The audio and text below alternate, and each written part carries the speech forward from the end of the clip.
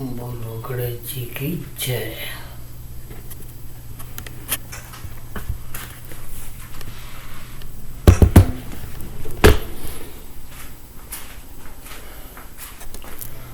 Okay,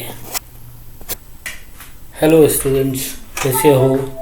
बहुत दिन छुट्टी मनाई, ठीक है ना। लेकिन अब पढ़ाई की चिंता होने लगी क्योंकि ज़रूरत से ज़्यादा छुट्टियां हो गई हैं, ठीक है। तो भाई ऐसा है कि कुछ चैप्टर अपन इस गर्मी की छुट्टी में कवर करने की कोशिश करेंगे क्योंकि ये अपन लेट हो गए हैं, ठीक है। बेसिक छोटी छोटी चीज़ें हैं। होपफुली बोर्ड सबको दिखेगा, नहीं दिखेगा तो मेरे को व्हाट्सएप पे मैसेज कर देना कि क्लियर है कि नहीं है, ठीक है। तो we start with the first unit, that is partnership. In that partnership there are 4-5 chapters. First one is fundamentals of partnership, then admission of a partner, then retirement of a partner, then death of a partner, and finally dissolution of a partner.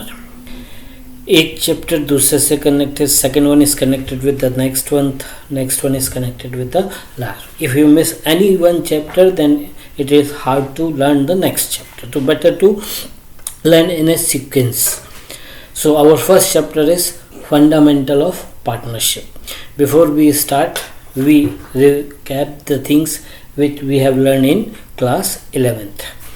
So in BST class 11th you have learned the basic things regarding the partnership, like what is partnership, meaning of partnership, characteristics, then partnership deed, types of partner, types of partnership. वो वहाँ 11th में theory थी. Now what we have learned in class 11th, on the basis of that in class 12th now we are going to discuss how a businessman partnership, how a firm or a partners make their account, ठीक है. So let's start from the 11th portion first. So here, hopefully you all able to see the board. Partnership. Number one is meaning. As you know that Partnership Act was framed in 1932, so that's why it is known as Partnership Act 1932.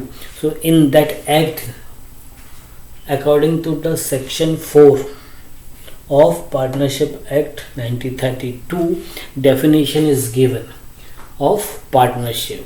So meaning is, partnership is the relationship between two or more person who have agreed to share the profits of a business carried on by all or any one of them acting for all. मतलब partnership दो या दो से ज़्यादा लोगों का एक relationship है जो इस बात के लिए तैयार हुए कि हम कोई बिजनेस करते हैं और उस बिजनेस का क्या करेंगे, प्रॉफिट आपस में बांट लेंगे, शेयर द प्रॉफिट. उस बिजनेस को या तो वो सब मिलके चला सकते हैं या उन सब की तरफ से कोई एक चला सकता है. कहने का मतलब है कि जिन लोगों ने बिजनेस में पैसा लगाया वो ही सब मिलके बिजनेस चलाएंगे, ये जरूरी नहीं है. If they want to run, all can run the business. नहीं तो उनमें से कोई एक बिजनेस चला सकता है, बाकी अपना घर बैठेंगे, कोई दूसरा काम करेंगे, कुछ भी कर सकते हैं, उसमें कोई प्रॉब्लम नहीं है. Now we will discuss about the characteristics of partnership. Okay, now we will discuss about the feature of partnership. Number one, two or more person. तो भाई पार्टनरशिप अकेले की तो हो नहीं सकती, because partnership always start with agreement, और agreement करने के लिए minimum 2 persons are required. So partnership minimum number of people are required, that is 2, and the maximum number is 50. ठीक है. So first point is 2 or more person. There must be at least 2 person to form a valid partnership.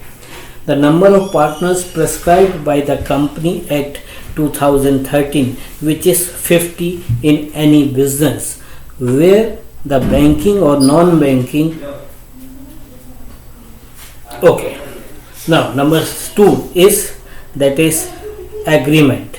Partnership comes into existence when it has a valid agreement. Means without agreement, no partnership will be formed. Now, next one. Okay. So, as you know that partnership always start with agreement. There is nothing written about the agreement whether it should be written or verbal, but it is always better to make a written agreement, because if there is verbal, then it may create disputes in future. Number 3, existence of business with profit motive. It means there must be a business and its motive must be profit. Without motive of profit, if you run a business, that will not consider as a business. Number 4 is the important point, which is sharing of profit. Make sure that is sharing of profit, not sharing of loss. It means in a partnership it is compulsory to share the profit. In case of loss, it depends on circumstances. There are certain rules regarding the distribution of loss that we will discuss later on. And the last one is relationship of principal and the agent. It means one principal is bounded with another. Means any activity or anything performed by one partner, then automatically the second partner will be liable for that activity also. Okay, so जैसा features में देखा, second point agreement.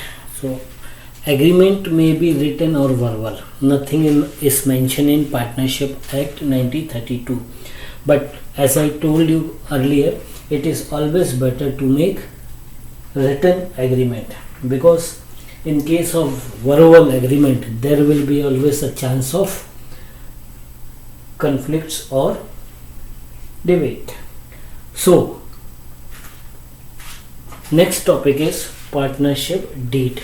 Now, what is partnership deed? Partnership deed is a written agreement amongst the partners which contain the terms of agreement. Means partnership deed एक agreement है, written agreement है. तो वो जिस paper में ये डॉक्यूमेंट ये तैयार किया जाता है उसको बोलते हैं पार्टनरशिप डीड. होता क्या है इसमें? Which contains the terms of agreement. Means all the rules and regulation regarding the business और a partnership. It is also known as article of partnership. होता क्या है इसके अंदर, क्या क्या चीज़ें होनी चाहिए? So that content required in a good partnership are basically कुछ जनरल आइटम्स हैं, like name and the address of the firm, name and address of the partners. Means name of a business and a name of a partners, name and address of all the partners, and वो सब मिल के business करेंगे. उस एक business का कोई नाम होगा, फर्म का एक नाम होगा, वो आपको इसमें लिखना है. The second point we have to mention is nature and the place of business. किस जगह में, शहर में, गांव में, किस जगह पे बिजनेस हो रहा है वो. Then the nature of business. Nature of business means which type of business you are going to perform. Manufacturing unit है, either it is a trading unit or a factory. Number third, right and duties of the partners. Means एक partner का क्या क्या right और क्या क्या duties हैं firm के लिए, that we have to mention in that. These are the general point. Now the some points related to the question which we will solve. These points और these things are required in a question. Okay, इसके अलावा कुछ और चीज़ें हैं जो partnership में आएंगी, दैट इज पार्टनरशिप डीड में आएंगी। Number 4 is capital contribute. अब ये ध्यान रखना, ये जितने पॉइंट्स बता रहे हैं ये सारे पॉइंट्स आपके क्वेश्चन सॉल्व करते समय काम में आने वाले हैं, ठीक है। Number 4, capital contributed by each partner, ठीक है भाई, मिलके बिजनेस कर रहे हो तो सबने कुछ कुछ पैसा लगाया होगा या नहीं लगाया होगा। यहाँ ध्यान रखना, in partnership it is not compulsory that every partner should contribute, it is not necessary. You can become partner without contributing capital, ठीक है। तो फिर भी यदि पार्टनर्स मिलके पैसा लगा रहे हैं तो किसने कितनी लगाई ये लिख के रखना ज़रूरी है, नहीं तो बाद में लफड़ा होगा कि भाई मेरी इतनी है और मेरी इतनी है, ठीक है। So capital contribute by each partner. Number 2 is interest on capital and drawing. It means, समझो इसको भाई, कई बार क्या होता है पार्टनर्स को ये लगता है कि ये पैसा मैंने बिजनेस में लगाया, यदि मैं बिजनेस में नहीं लगाता तो बैंक में जमा करता, तो बैंक में जमा करता तो मेरे को इंटरेस्ट मिलता। अब मैंने बैंक में तो जमा नहीं किया, बिजनेस में जमा किया है, बिजनेस में लगाया है, तो अब मुझे अपने बिजनेस से क्या मिलना चाहिए, इंटरेस्ट मिलना चाहिए। तो पार्टनर को इंटरेस्ट मिलेगा कि नहीं मिलेगा पहले तो वो लिखो, यदि नहीं मिलेगा तो कोई बात नहीं है, लेकिन यदि मिलेगा तो how much interest will be charge on the capital in a same manner. Partners business से अपने पर्सनल यूज़ के लिए कुछ कुछ पैसा निकालते हैं, that is known as drawing.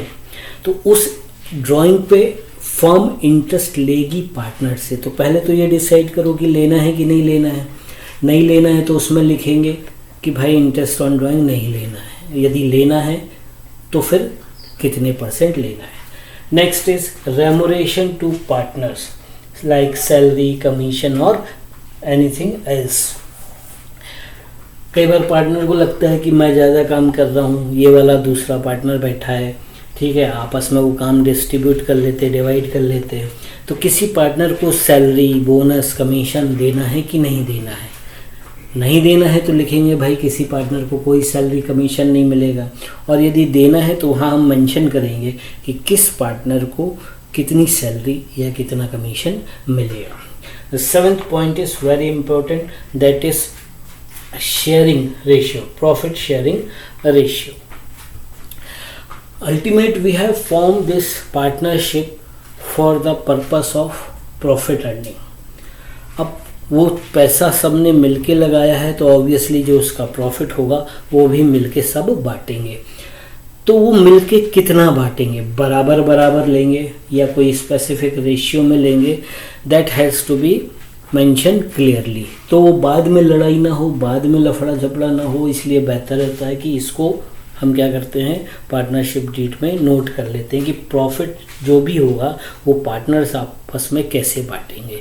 Means उसका जो भी रेशियो इक्वल है तो इक्वल, और कोई पॉइंट रेशियो में बांटना है तो वो रेशियो मेंशन कर देंगे। Point number 8, this is also important for your accounts.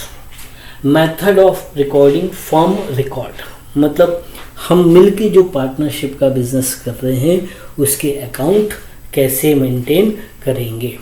उसके 2 मेथड होते हैं, ठीक है, ये नेक्स्ट टॉपिक में बताऊंगा।